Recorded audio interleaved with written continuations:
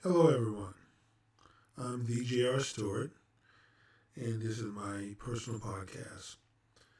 Some of you may know me from my other video collections, The Ways of the Caveman, The Ways of the Warrior, and The Chronicles of Eve.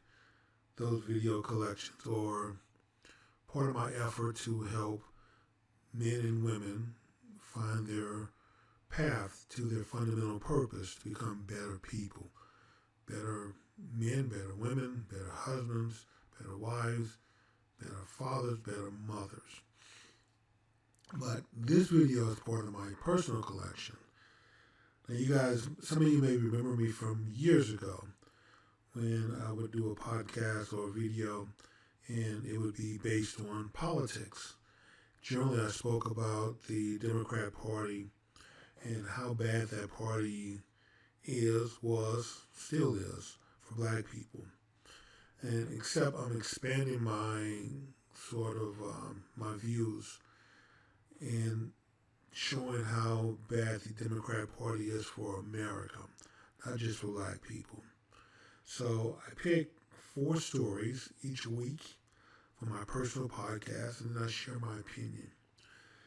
I'm I'm going to do 4 stories. The 4 stories are, of course, I'm going to talk about what's happening in Chicago with black people and their frustration with the Democrat Party and Democrat policies as it relates to immigration. Then I'm going to talk about the flights and transport. Texas is busing, and now they're flying migrants that are here illegally, across the border illegally, to sanctuary cities. And I think this story is about the first airline flight to Chicago. I think we've been doing some other cities, using planes to transport people to other cities already, but this is the first flight to Chicago. And then I'm going to do a clip of Victor Hansen. I think he's a fellow in one of the think tanks, and he's going to talk about the ruling in Colorado. And once again, people, this is President Biden, and he's an absolute coward.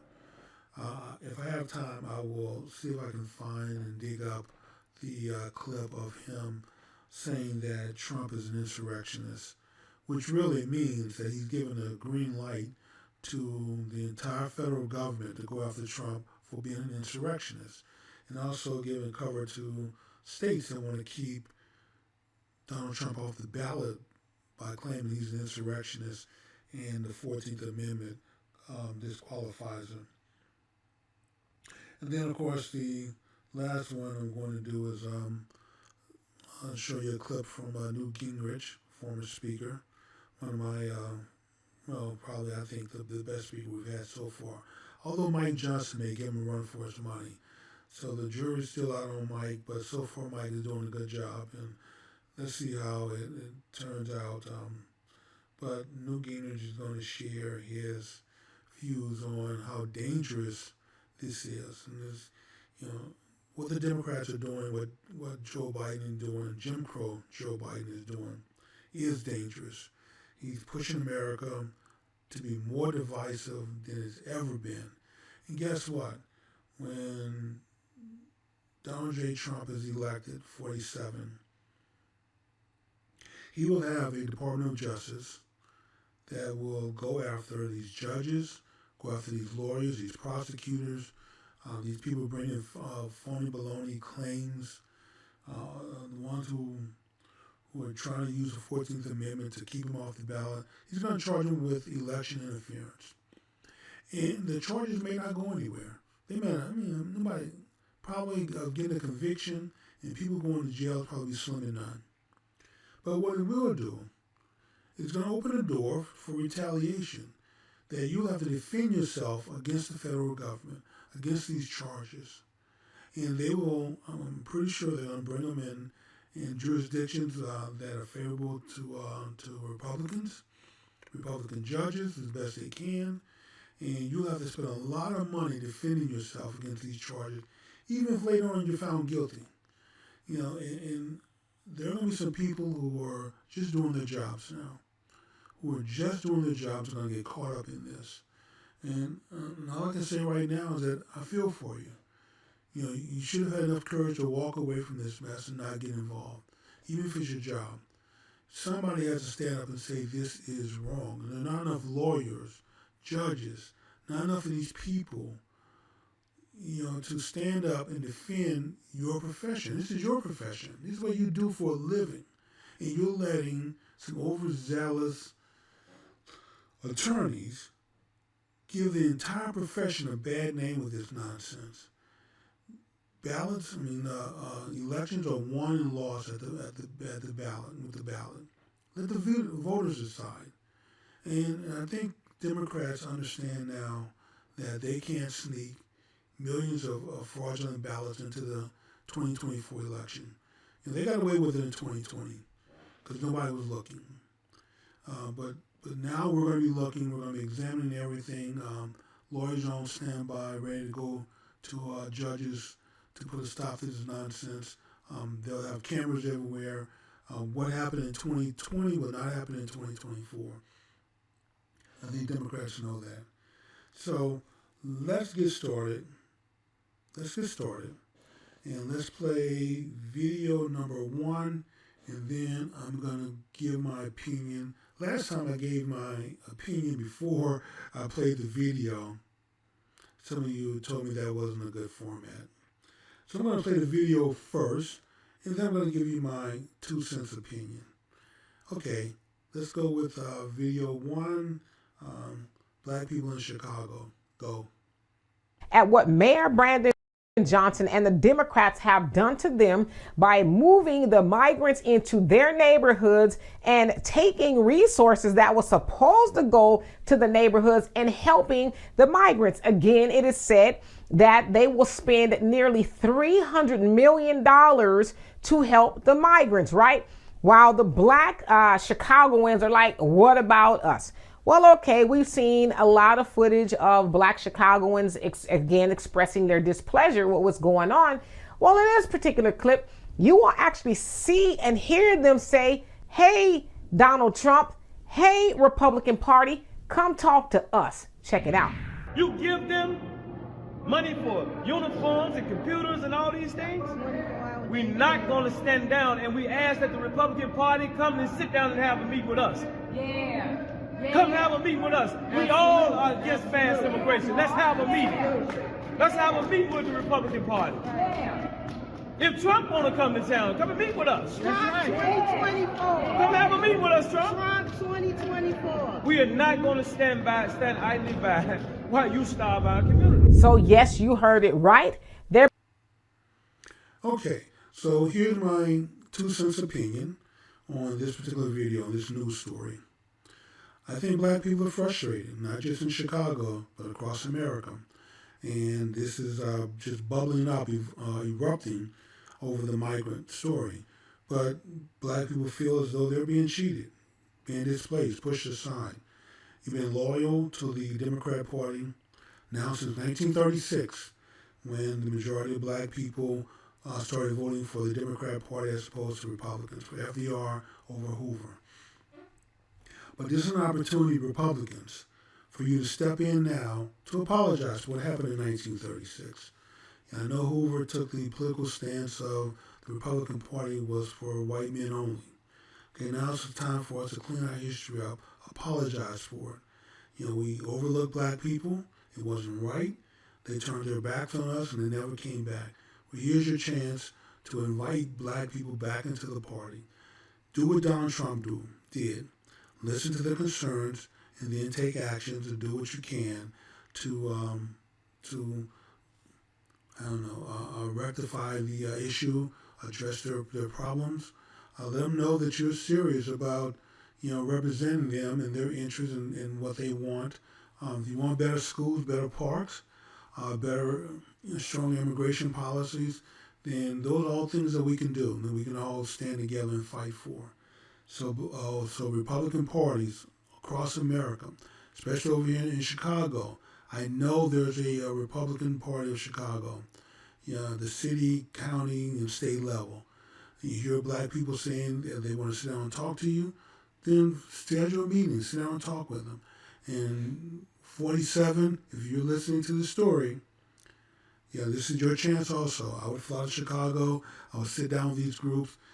You've already shown that you're willing to pay attention to black concerns. You did something about economic development with the empowerment zone. You did something about sentencing reforms with the First Step Act. And you did something about HBCU funding, which Jim Crow Joe Biden did, unfortunately. But at least you showed a willingness to use political capital to get things done for black people. You truly were the president for everyone, because for the first time you had a president who actually listened to what black people said they wanted and did something about it. Now we're going to move on to the video number 2. My state, Texas, my governor, Abbott. And I am glad to see that keep the buses, governor and attorney general, keep the buses and the planes flying. If Jim Crow Joe Biden and Mayorkas is not going to do anything about our border, and that people, millions of people, it's not fair for Texas, Arizona, New Mexico to have to deal with this problem with no federal resources to assist. So we need to spread the wealth. And all these sanctuary cities across America, keep the buses and planes, going. And if you need a GoFundMe page to help pay for it, let me know. I'll be glad to chip in. So anyway, let's do video number 2 of the proud state of Texas with their answer to the migrant issue situation. Okay, producer, play video number 2. Go. Our coverage now of the migrant crisis at the southern border and in cities all across the country. Another plane of migrants from Texas just landed in Chicago. Meanwhile, a 5-year-old migrant died this week in one of the city's largest migrant shelters as the city struggles with how to handle the influx. Joining us right now from Chicago is Fox 32's Casey Cronus. Casey. Hey, Lexi. Well, this afternoon, there have been a lot of developments here in Chicago. The biggest one being that Mayor Johnson's office confirmed to us that for the first time, Texas officials chartered a private plane, sending about 100 migrants from El Paso, Texas to O'Hare last night. That plane arrived around 7:15 p.m. yesterday. Take a look at this video. It's from our sister station in Dallas. It shows those migrants boarding that private plane in El Paso that soon took off and came to O'Hare. Now, the move came at the direction of Texas Governor Greg Abbott. His office tells our sister station in Dallas that, quote, because Mayor Johnson is failing to live up to his city's welcoming city ordinance by targeting migrant buses from Texas, we are expanding our operation to include flights to Chicago. This comes after the mayor announced Monday that he would be implementing harsher penalties for bus drivers who do not follow proper guidelines when arriving in Chicago. On Monday, Mayor Johnson blasted Governor Abbott for his handling of the situation. They're just dropping all people anywhere. Do you understand how raggedy and how evil that is? You're just gonna put people on a bus and just take them somewhere and drop them off in the middle of the night? And then you wanna hold us accountable for something that's happened down at the border? It's sickening. Okay, that's video number 2. That's my state's response to how we're going to handle the illegal immigration issue that's adversely affecting Texas. We're going to continue to ship immigrants, undocumented immigrants. Some people call them undocumented Americans, as some liberals call them. We're going to continue to ship them to sanctuary cities. We need to resume going to Nantucket and the Hamptons. I'm told that the Obamas have 30-some acres of land.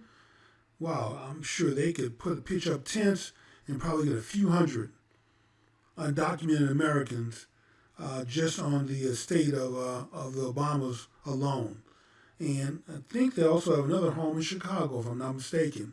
And okay, if that house is empty, if the 2 girls are not staying there, then the Obamas should be happy to let a few immigrant families stay in their Chicago home. But my governor, my attorney general, you guys are doing a great job. Keep it up. We're 100% behind you. And like I said, if you need to put together a GoFundMe page to pay for the charter buses and the planes, hey, I'm with you. I'll send my few dollars in. I'll send what I can in.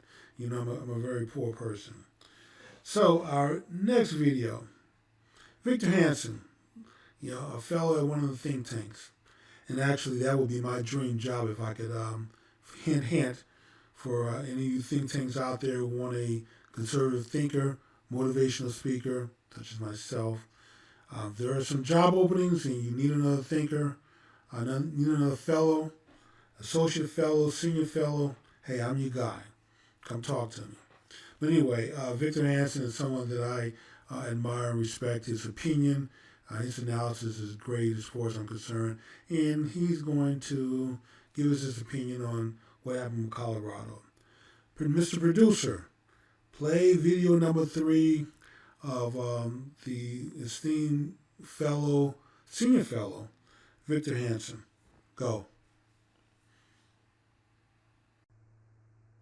Ask the same to you. Well, the 4 Democrats on the Colorado Supreme Court especially, why are you so afraid of democracy? That's a wonderful question. Let's bring in Hoover Institution senior fellow, the great Victor Davis Hanson. Victor, good to see you. Thanks for being with us. Dagan and I, listen, we're flabbergasted by this decision in Colorado, but also the fact that the left who talks about democracy and voting rights all the time is mum on what's happening to Trump. What's your reaction to the ruling in Colorado? Well, I've never heard of a justice who just by fiat declares somebody guilty of a crime of insurrection when he's never even been charged, much less convicted. And so it doesn't make any sense, especially when the statute was dealing with the Confederacy. And you know, if you're going to have an insurrectionist, an insurrection, you don't have the insurrectionists in chief tell people to assemble patriotically and peacefully in their protest. And you don't have an insurrection with people who are not even armed. Not one of them was armed. And you don't have people who investigate the insurrection. They would want public attention and transparency. They don't try to hush things up. They don't try to suppress videos. They don't try to have a January 6th committee that's asymmetrical. They don't try. They brag about how many FBI agents we had and informants to put down this insurrection. They don't try to be embarrassed about it. They're transparent about the actual number of people who were killed and the circumstances. That's what people do when they put down insurrection. But this was different. This was a buffoonish riot that they tried to transmogrify into an insurrection.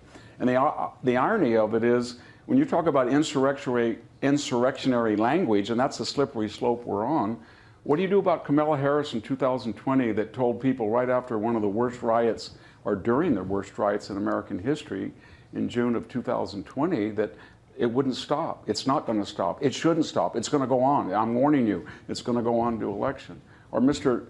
Chuck Schumer, our Senate Minority Leader in 2020, he's giving lectures on democracy, but he got out right in front of the Supreme Court doors, in front of a mob, and he said, Gorsuch, Kavanaugh, you sowed the wind, you're going to reap the whirlwind. And then he said, you don't know what's going to hit you. That was pretty insurrectionary, if you ask me. So I don't think they want to go down this slippery slope because it can boomerang on them very easily. Okay, everyone. Just like Victor Hanson, I fully expect the Supreme Court will overturn this decision. It's beyond me how these lawyers who are so biased, I mean, these are judges, and to show you where their head is, that they are so overzealous to keep Trump off the ballot, that they will stretch the law, bend the law. The law they say they respect. Their courtroom, you know, they're all about this prestige, and you know, and you know, we're the overseers of the ivory towers, and our courtrooms are you know, and all this you know, prestige and honor and respect that you're supposed to have for us, and you know, because we wear the robe. Well, you know what? You showed that you have no respect for your profession. You have no respect for the courtroom. when you make bonehead decisions like this. You clearly are twisting the law. I'm not a lawyer. I did go to law school. I didn't finish. But clearly the 14th Amendment was meant for the Confederates. It was not meant for the president. We all know that. And this is not something that should, although I'm glad it's finally heading to the Supreme Court so we can deal with this. But the Supreme Court shouldn't have to deal with this. But this is what Democrats do. They stretch the law, they pervert the law, they bend it, they stretch it to meet their will, and someone always has to come behind them and clean things up. This is why 47, if you're listening, Donald J. Trump, when you're in office, you really need to call bygones. Get Vivek Ramaswamy to be your higher fire czar. He'd probably do it for free. He'd probably donate his salary to, some charity. And clean up the swamp once and for all. The Justice Department, clean it up. Start firing. The FBI, clean it up. Start firing. 25% is a good starting point. I would start at 25 and then start more cuts from there. With interviews and to weed out the swamp. Everybody in the White House, operators, fire them all. Staffers, fire them all. Start over. I would highly encourage you, I don't like doing hires by own color, but I highly encourage you to go out and hire black conservatives. Black conservatives will not stab you in the back. They're not going to recommend people that they don't trust. So you can trust black conservatives. Candace Owens, Officer Tatum, people such as myself, Larry Elders. So black conservatives have your back, and you will be well served, staffing that White House with a large number of black conservatives who have your back. We're going to make sure that no one stabs you in the back and steps on your toes. And then now that brings us to my very last story. A person that I think is it's definitely been the best speaker of the House in my adult lifetime since I've been following politics. Newt Gingrich. And he's going to give, he's going to share his opinion with us. So, Mr. Producer, play video number 4. Go. Joining me now is Newt Gingrich, former Speaker of the House and Fox News contributor. Newt, there have been a number of concerns raised by how this lawfare, as we just discussed in the last segment with 2 former Supreme Court clerks, I've made 3 of us, about how this is being used to short-circuit the electorate.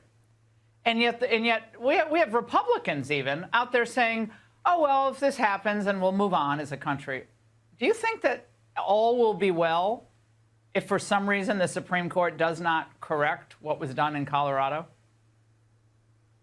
No, I think this was a potentially catastrophe. 1,360,000 Coloradans voted for Donald Trump in the last election.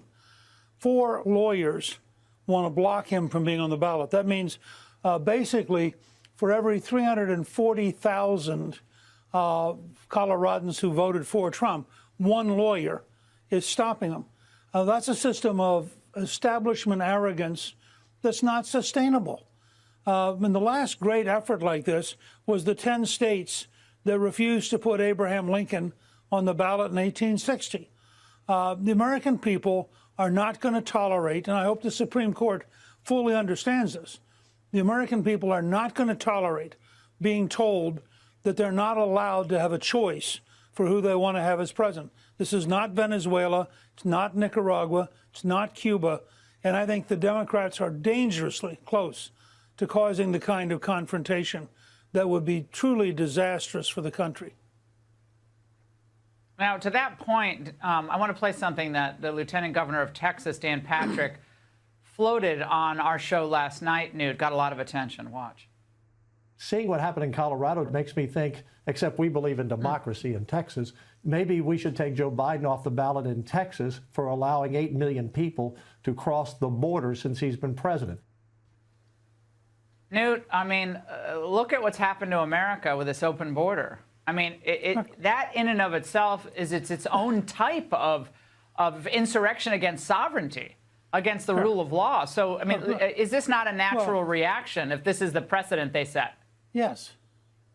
Look, Biden's illegal immigration policy, which leads to Biden's illegal immigrants, is a disaster, and it's deliberate. There's not a failure on the border. There's a deliberate policy on the border to maximize the number of people who come in. The next stage will be for the left to demand that they be allowed to vote, even though they're here illegally. You can see the whole process. And that's why we are, I think, moving dangerously close to a really genuine confrontation over the very nature of America. You've seen it on the college campuses. With the anti-Semitic uprising in favor of terrorism, and a realization that the universities are wildly out of control and teaching things that are just plain crazy.